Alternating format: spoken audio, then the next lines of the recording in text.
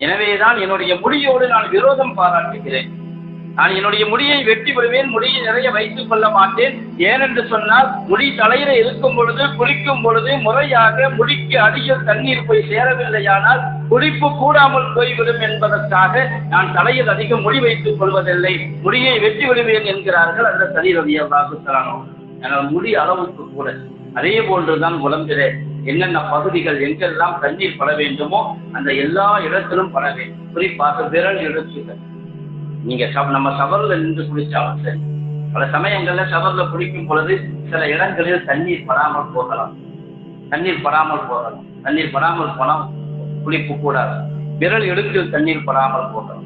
விரல் இடுக்கை உதுவிலும் சரி குளிப்பதும் சரி விரல் இடுக்குகளில் தண்ணீர் போகிறதா என்பதை கவனிக்க வேண்டும். அதே போன்று கண்களுடைய 2 குழிகள், அதில் கவனம் செலுத்த வேண்டும். நம்ம குளிக்கும் பொழுது கண்ணுடைய குழிகள் இந்த பக்கமும் இந்த பக்கம் இருக்கக்கூடிய அந்த பள்ளமான பகுதியில் அவ்வளவு சீக்கிரம் தண்ணீர் போகாமல் இருக்கும்.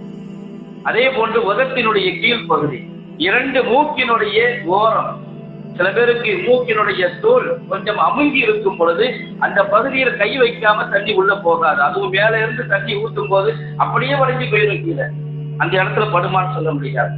அதே போன்று காதுல மசல் செய்கிற மாதிரி காதுக்குள்ளே முழுமையாக தண்ணீர் போய்விட்டதா என்பதை கவனத்தில் கொள்ள வேண்டும்.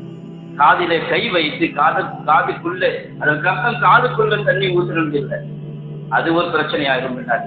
காதுக்குள்ளே தண்ணி போய்விட்டதா என்றால் காதில எப்படி உது செய்யும் பொழுது மசாஜ் செய்கிறோமோ அது போன்று அந்த இடத்திலே தண்ணீர் படுகிறதா, காதனுடைய பின்பகுதியிலே தண்ணீர் பட்டதா. அதாவது குளிச்சிருப்பாங்க, சோப் போட்டிருப்பாங்க, குளிச்சு முடிச்சிருப்பாங்க, காதுக்கு பின்னாடி அதெல்லாம் கொஞ்சம் இடத்துல சோப்பு இருக்கும், கவனிச்சிருக்க மாட்டாங்க.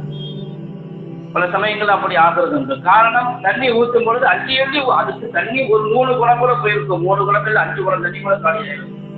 ஆனா சில இடங்களில் தண்ணீர் போய் சேர்ந்துருக்காங்க. அந்த இடத்துல கடைசி வரையிலும் தண்ணீர் படாமல் போயிருக்கலாம். அது மாதிரி அறவே தண்ணீர் படாமல் போயிருந்தால் குளிப்பு கூடாமல் போயிருக்கும்.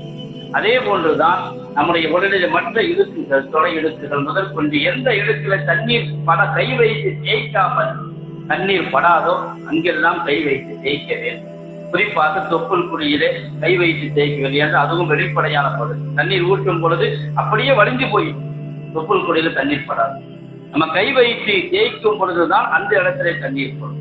கால் இடுக்குகள், விரல் இடுக்குகள், காலுடைய மடிப்புகள், இப்படி எங்கெல்லாம் தண்ணீர் போவதற்கு சாதாரணமாக போகாதோ அந்த எல்லா இடத்தையும் கவனத்தில் வைக்க வேண்டும். அப்படி கவனத்தில் வைத்து குளிக்கும் பொழுதுதான் எல்லா இடமும் தண்ணீர் பட்டதாக நம்முடைய குளிப்பும்